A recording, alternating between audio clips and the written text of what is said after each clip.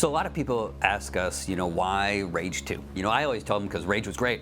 And it created a world and an environment that was so rich to come back to. Rage is a world where, anything's possible. It's a little crazy. You're blowing up guys and bad guys are flying, but it's just enjoyable because it's all kind of contextual in this over-the-top experience. So the biggest improvement over the original Rage is we're actually creating an open world game with an open world technology. I joke that the biggest lesson from the original Rage is don't make an open world game without open world technology. In Rage 2, we've delivered on the promise of Rage. It is truly an open world game. No level loads, no different racing areas and different first-person areas. It's all seamless. To make Rage 2, we knew we had to take the combat loop, the combat system, to a whole new level. And it had to be id-style gunplay. It had to have the same high standard that we have for all our games. And we worked very closely with Avalanche to deliver that experience. We worked with them on everything from animations to art to physics to speed of reloading. We kept iterating on the feel.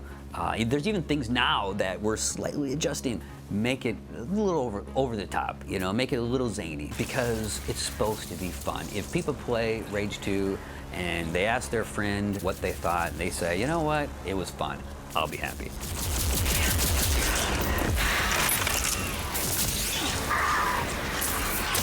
In the original Rage, we had some pretty cool cars, but they were kind of very arcadey. But in Rage 2, we take everything into consideration. Physics, speed, weight, differential, and acceleration, and torque, and all those things, really all work together to make some really fun vehicle experience. So lots of people ask me, do I need to play Rage 1 to play Rage 2? No. You do not have to play Rage 1 to play Rage 2. We've set the game 30 years in the future, so we have a new character. You play as someone named Walker. You talk, which is great. I'm Walker. Walker will fill you in on things that you may have missed if you didn't play the original, so don't worry about it. Seems impossible. Vineland's defenses were impenetrable. So we all thought. We weren't ready for them. The biggest evolution of the story from Rage is really the mechanics of storytelling. Because this is a true open world game and you can interact with these key kind of characters that propel the story in any time and in any order, we had to have kind of open world storytelling. Whereas Rage was very A, B, C, D. Rage 2 is, here's some information, here's some more information, and these building blocks that don't have to be laid down in a linear fashion to kind of build the story.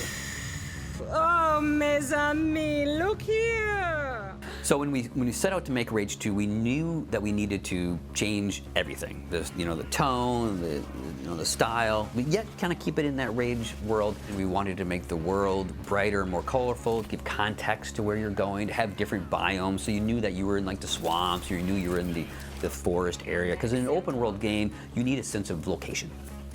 When we pushed the fiction and the events of the game into the future. Yes, it's post-apocalyptic, but it's more like post-apocalyptic. What's the world like after people don't have to suffer or after they don't have to search for water? They have what they need. Now they're starting to evolve. So now that we're close to launch, is usually at this point in development, I am tired of playing the same game for years. But recently I fired up Rage 2. I wanted to do a clean playthrough of the entire game, and I found myself really engaged, really having fun, clearing out outposts or chasing after mutant nests and things. And that's really unique. I mean, I've been making games for 25 years, and I know, when something is special, and I really do think that we have something special with Rage 2.